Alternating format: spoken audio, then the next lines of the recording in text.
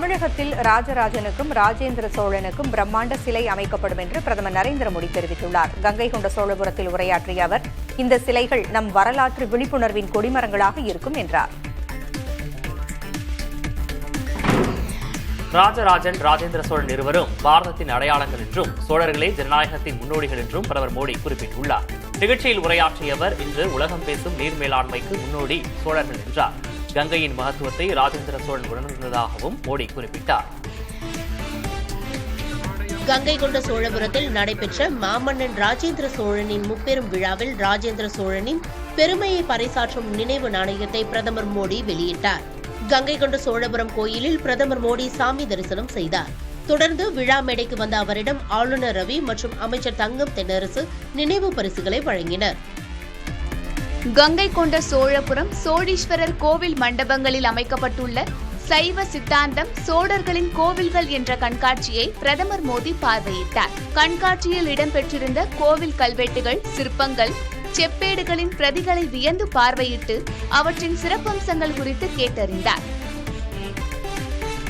பிரதமர் நரேந்திர மோடியின் நிகழ்ச்சியை தமிழ்நாடு அரசு புறக்கணிப்பதாக குற்றச்சாட்டு எழுந்த நிலையில் அமைச்சர்கள் பலரும் பிரதமர் மோடியின் நிகழ்ச்சியில் பங்கேற்றுள்ளதை குறிப்பிட்டு அமைச்சர் சேகர் பாபு விளக்கமளித்துள்ளார். இது தொடர்பாக பேசிய அவர், மருத்துவமனையிலிருந்து பிரதமர் மோடியின் பயண ஏற்பாடுகள் குறித்து முதல்வர் ஆலோசித்ததாக குறிப்பிட்டார். தமிழ்நாட்டிற்கான கல்வி நிதியை விரைந்து விடுவித்திட வலியுறுத்தி பிரதமர் மோடியிடம் முதல்வர் மு.க.ஸ்டாலின் சார்பில் கோரிக்கை மனு அளிக்கப்பட்டுள்ளது. சனிக்கிழமை இரவு திருச்சி வந்த பிரதமர் மோடியை வரவேற்ற அமைச்சர் தங்கம் தென்னரசு தமிழக அரசின் கோரிக்கைகளை மனுவாக அளித்தார். அதில் சமக்ர சிக்ஷா திட்டத்தின் கீழ் நிலுவையில் உள்ள 2151 கோடி ரூபாயை உடனே விடுவிக்க வலியுறுத்தப்பட்டுள்ளது. பீகார் வாக்காளர் பட்டியல் சிறப்பு திருத்தத்தை எதிர்த்து தொடரப்பட்ட வழக்குகளை உச்சநீதிமன்றம் திங்கட்கிழமை மீண்டும் விசாரிக்கிறது. ஏற்கனவே நடைபெற்ற விசாரணையில் வாக்காளர் பட்டியல் திருத்தத்திற்கு தடை விதிக்க முடியாது என நீதிபதிகள் கூறியிருந்தனர்.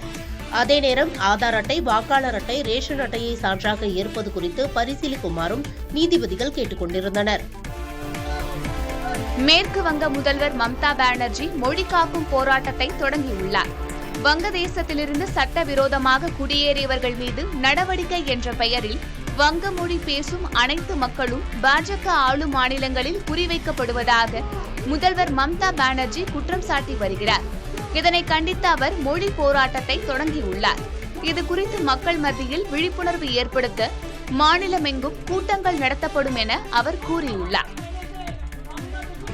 இந்தியாவில் விண்வெளித்துறை குறித்த ஆர்வம் பெருகியுள்ளதாக பிரதமர் மோடி தெரிவித்துள்ளார். மனதின் குரல் வானொலி நிகழ்ச்சியில் பேசிய பிரதமர், சுபான்ஷு சுக்லா விண்வெளிக்கு சென்று வந்தது அது குறித்த ஆர்வத்தை மாணவர்கள் மத்தியில் ஏற்படுத்தியுள்ளதாக குறிப்பிட்டார். கேரளாவின் இடுக்கி மாவட்டத்தில் கனமழையால் ஏற்பட்ட நிலச்சரிவில் சிக்கி டெம்போ ஓட்டுநர் உயிரிழந்தார். இந்த நிலச்சரிவின் சிசிடிவி காட்சிகள் வெளியாகியுள்ளன. மூணாறு தேசிய நெடுஞ்சாலையில் அரசு கல்லூரிக்கு அருகே ஏற்பட்ட நிலச்சரிவில் சரக்கு வாகனம் சிக்கியது. வாகனத்தின் ஓட்டுநரை தீயணைப்பு வீரர்கள் மீட்டபோதும் மருத்துவமனைக்கு செல்லும் வழியிலேயே அவர் பரிதாபமாக உயிரிழந்தார்.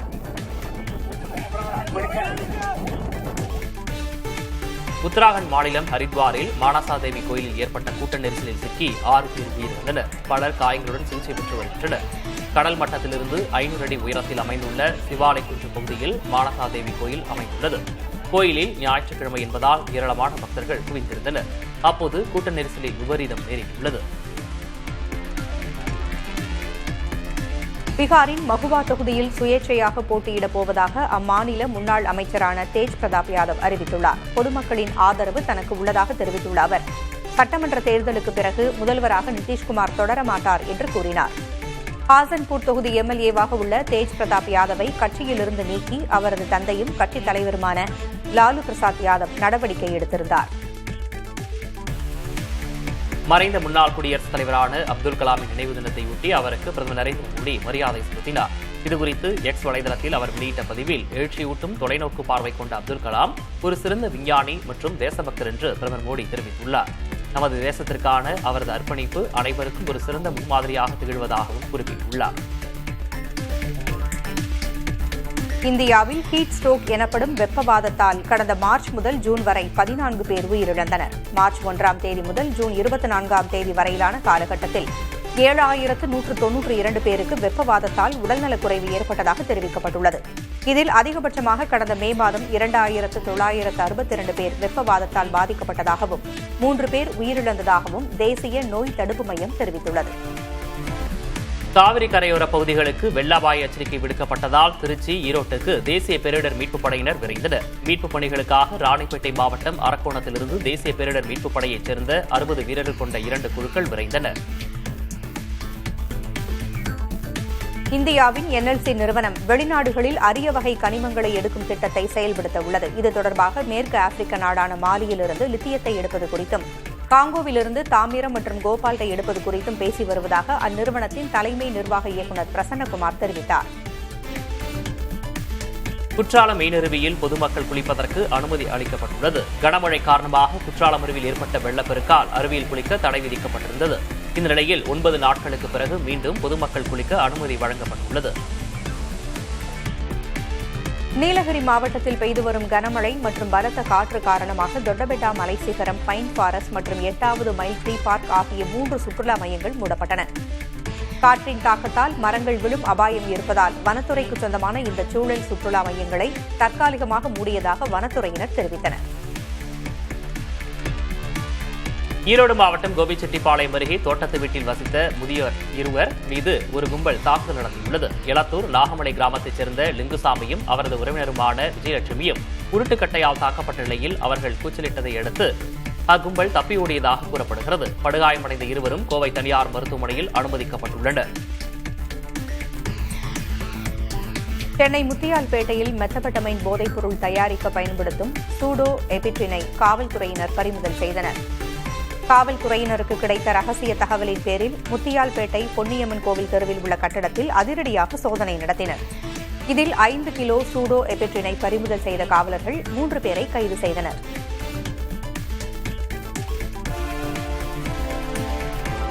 புதுச்சேரியில் உள்ள பிரசித்தி பெற்ற வில்லியனூர் திருக்காமேஸ்வரர் கோயிலில் ஆடிப்பூர தேரோட்டம் வெகு சிறப்பாக நடைபெற்றது. இதில் சட்டமன்ற எதிர்க்கட்சித் தலைவர் சிவா கலந்து கொண்டு தேரோட்டத்தை வடம் பிடித்து தொடங்கி வைத்தார். இதில் சுற்றுவட்டார கிராமங்களைச் சேர்ந்த ஏராளமான பக்தர்கள் கலந்து கொண்டு தேரை வடம் பிடித்து இழுத்து சாமி தரிசனம் செய்தனர். விடுமுறை தினத்தை முன்னிட்டு திருச்செந்தூர் சுப்பிரமணிய சுவாமி கோவிலில் மக்கள் கூட்டம் அலைமோதியது. கடலில் புனித நீராடிய பக்தர்கள் சுமார் 6 மணி நேரத்திற்கும் மேலாக வரிசையில் காத்திருந்து சுவாமி தரிசனம் செய்தனர்.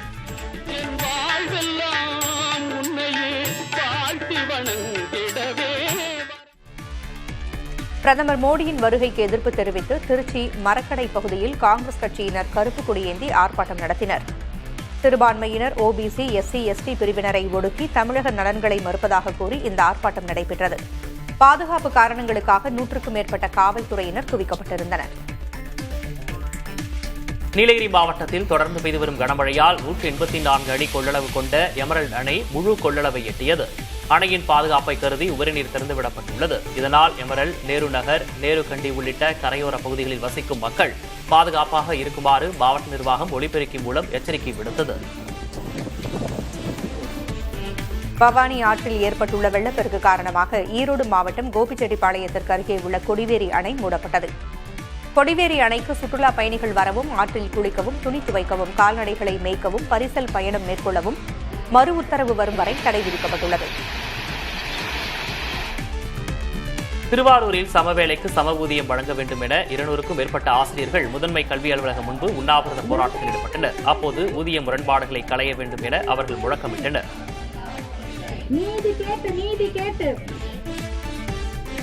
வேளாங்கண்ணி ஆரோக்கிய அன்னை தேவாலய திருவிழாவை முன்னிட்டு பக்தர்களின் வசதிக்காக கோவா மாநிலம் வாஸ்கோடகாமாவிலிருந்து வேளாங்கண்ணிக்கு சிறப்பு ரயில் இயக்கப்பட உள்ளது. ஆகஸ்ட் 27, செப்டம்பர் 1 மற்றும் 6 ஆகிய தேதிகளில் இரவு 9:55 மணிக்கு வாஸ்கோடகாமாவில் இருந்து புறப்படும் இந்த ரயில் 3 நாட்களுக்கு பிறகு அதிகாலை 3:45 மணிக்கு வேளாங்கண்ணி சென்றடையும். இதேபோல மறுமார்க்கத்திலும் சிறப்பு ரயில்கள் இயக்கப்பட உள்ளன.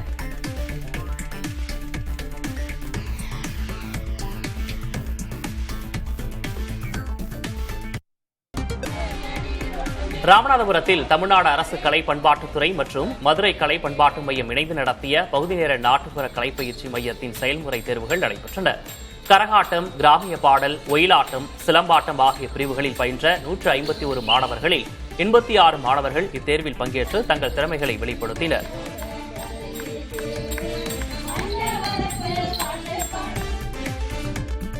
கடல் சீற்றம் காரணமாக நாகை மாவட்டம் வேதாரண்யம் மீனவர்கள் கடலுக்கு செல்லவில்லை. வங்கக்கடலில் மணிக்கு 60 கிலோமீட்டர் வேகத்தில் பலத்த காற்று வீசக்கூடும் என சென்னை வானிலை ஆய்வு மையம் எச்சரித்துள்ளது.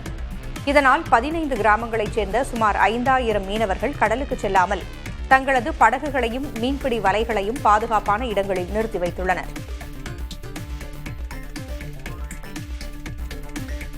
சிவகங்கை மாவட்டம் இளையான்குடி அரசு மருத்துவமனையில் ஆய்வு மேற்கொண்ட முன்னாள் மத்திய அமைச்சர் ப. சிதம்பரம், இது பெயருக்குத்தான் அரசு மருத்துவமனை, ஆனால் நோயாளிகள் இல்லாத மருத்துவமனை என்று கூறிய வீடியோ வைரலாகி இருக்கிறது. இதுகுறித்து காங்கிரஸ் நிர்வாகிகள் ப. சிதம்பரத்துக்கு கோரிக்கை மனு அளித்ததை தொடர்ந்து சனிக்கிழமை மாலை இளையான்குடி அரசு மருத்துவமனையில் அவர் ஆய்வு மேற்கொண்டார்.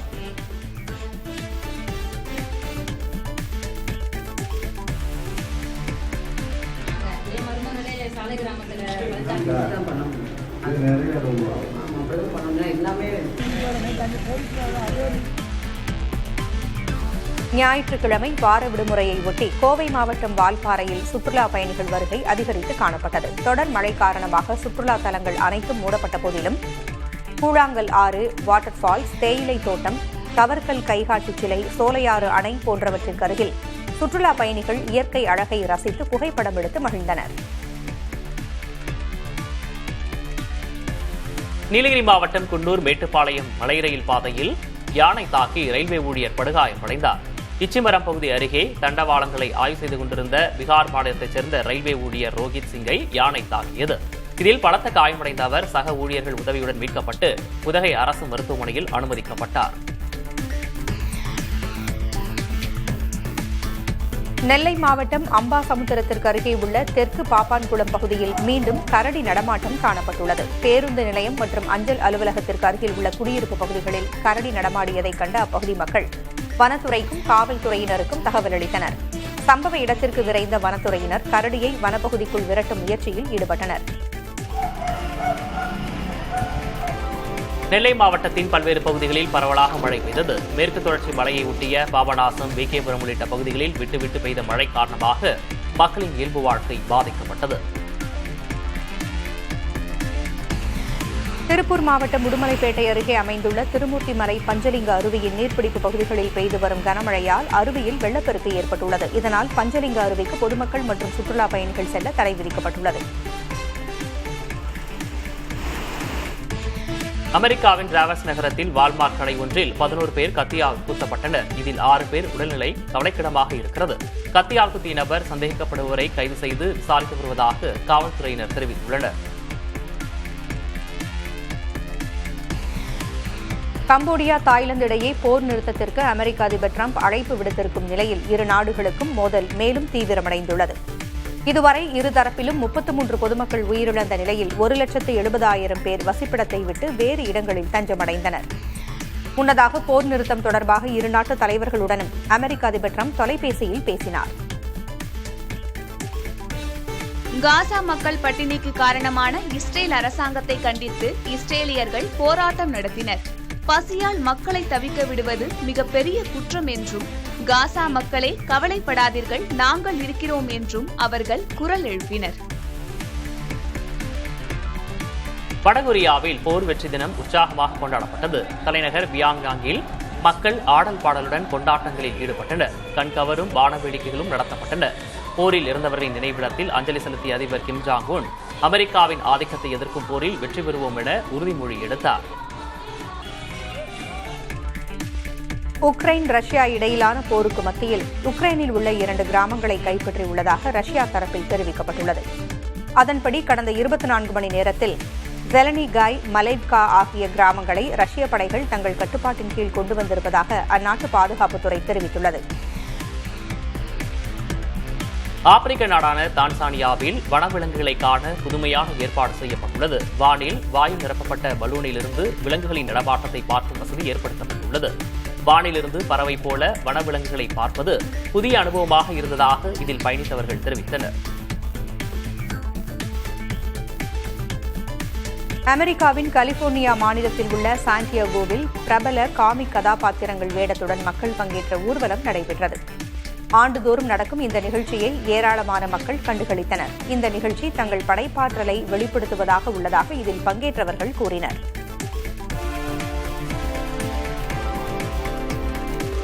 அமெரிக்க அரசின் கடனை அடைக்க உதவ விரும்பும் பொதுமக்கள் பேபால் மற்றும் வென்மோ ஆகிய பண பரிமாற்ற தளங்கள் வாயிலாக தொகையை அனுப்பலாம் என அந்நாட்டு நிதித்துறை தெரிவித்துள்ளது. உலகின் மிகப்பெரிய பொருளாதார நாடாக விளங்கும் அமெரிக்கா 37 லட்சம் கோடி டாலர் கடன் வைத்துள்ளது. கடந்த 15 ஆண்டுகளில் அமெரிக்க அரசின் கடன் இரட்டிப்பாகியுள்ளது குறிப்பிடத்தக்கது. அமெரிக்காவில் பயணியர் விமானம் ஒன்றில் ஏற்பட்ட திடீர் தீ விபத்தால் அதிலிருந்த பயணிகள் அவசரமாக வெளியேற்றப்பட்டனர். டென்வர் சர்வதேச விமான நிலையத்திலிருந்து புறப்படுவதற்கு தயாராக இருந்த அமெரிக்கன் ஏர்லைன்ஸ் விமானத்தின் லேண்டிங் கியரில் திடீர் தீ விபத்து ஏற்பட்டதாக கூறப்படுகிறது.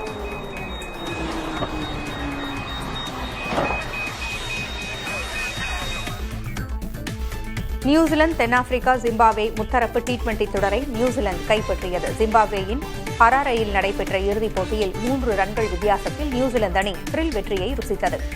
முதலில் பேட் செய்த நியூசிலாந்து 20 ஓவர்களில் 5 விக்கெட் இழப்பிற்கு 180 ரன்கள் எடுத்தது. இதைத் தொடர்ந்து 181 ரன்கள் எடுத்தால் வெற்றி என்ற இலக்கோடு களமிறங்கிய தென்னாப்பிரிக்க அணி இலக்கை அடைய முடியாமல் தோல்வியடைந்தது.